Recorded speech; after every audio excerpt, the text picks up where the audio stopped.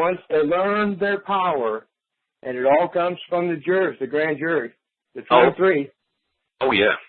Well, make it 20. Well, make it 25 because that's honestly that's what. It's 23. It's 23. It's what the grand jury is. That's what it is. It's 23. We've done a lot of research in that area, so it's 23. There can never be a hung jury. Okay. Well, I'm saying there was five Magna Cartas, and the sixth one is the Comitatus Confront Martial. So I'll show you where it says 25 in there, and that's a common law. But if you want 20, okay. Well, let's take a look at that because we got to be spot on. We got to be shiny here. We can't be short. So, and we have 40 plus right now that's already executed page 9. So, well, 23 is statutory. Is a statute grand jury, which they basically hijacked the common law grand jury. Oh, really? Well, that's not going to work. It's going to be 25. Right, and they hijacked it and modified it just a little bit, just to make it their own. But this one man, the one man asked me, how do I renew a driver's license or don't renew a driver's license? Well, I know that there's insurance companies that some Christian groups, because they don't want to embed their photo, like Muslims don't want their pictures taken, and certain Christians don't want a number on a driver's license, like it's the number of a beast kind of thing. So some Christian and Muslim groups, they actually provide insurance for non-licensed drivers. So I know you could Google it. I've never did it. I think I looked at it years ago because I got that fancy. So I was thinking about doing that. I believe we have that issue covered. Right. So we're going to be able to issue license. It's going to be clear. It's going to be a separation. Well, this man was asking that he did not want a driver's license. Like, how do I avoid renewing a driver's license? So like I said, I remember some Christians and some Muslims didn't want their photos taken. So what they were doing is they were having, through their own organizations, insurance funds.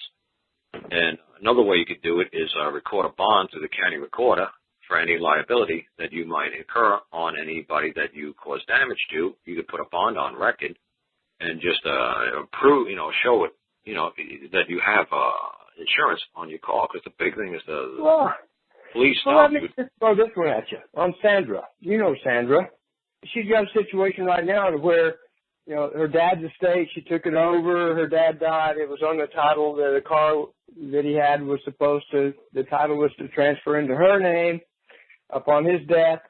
The bank refuses to do that, and the bank just put a whole bunch of insurance on the car.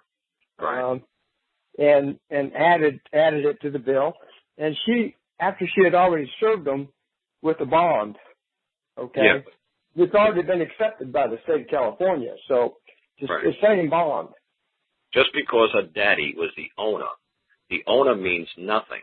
The guy who has the lien is the man, or the bank has the lien outstanding on it. The bank is going to make sure they get compensated if she gets into a wreck.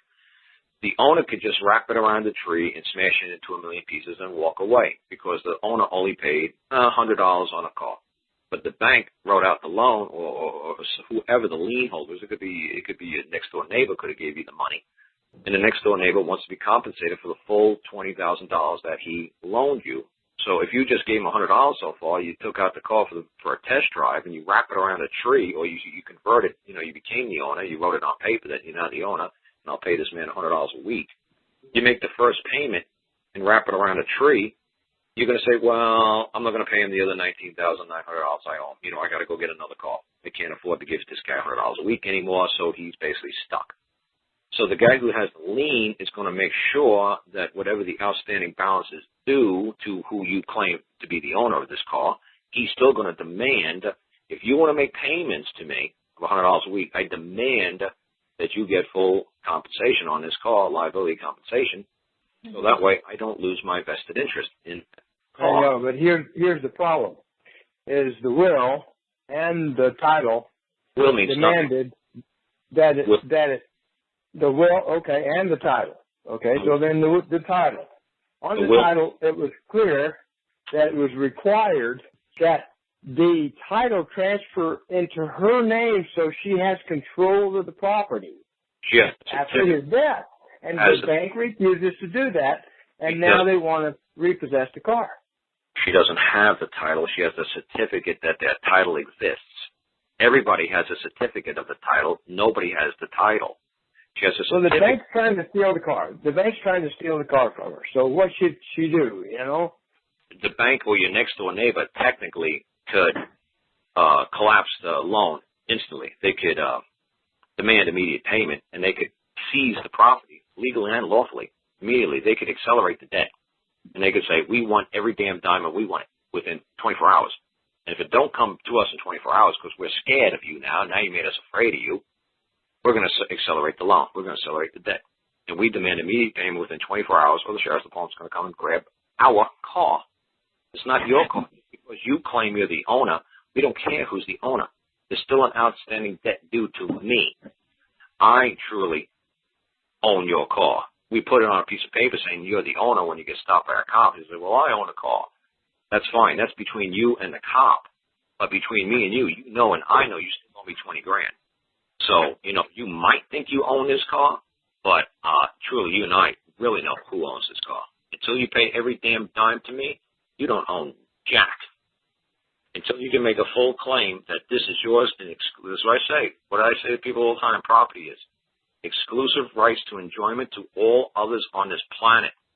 That you have sole custody and possession of it, and nobody else can make a claim to any vested interest in it. Then it's your property. When it's only pertains to your person and nobody else can make a claim to it, that's truly your property, free and clear.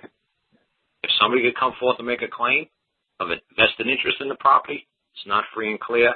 There's no free title, no clear title.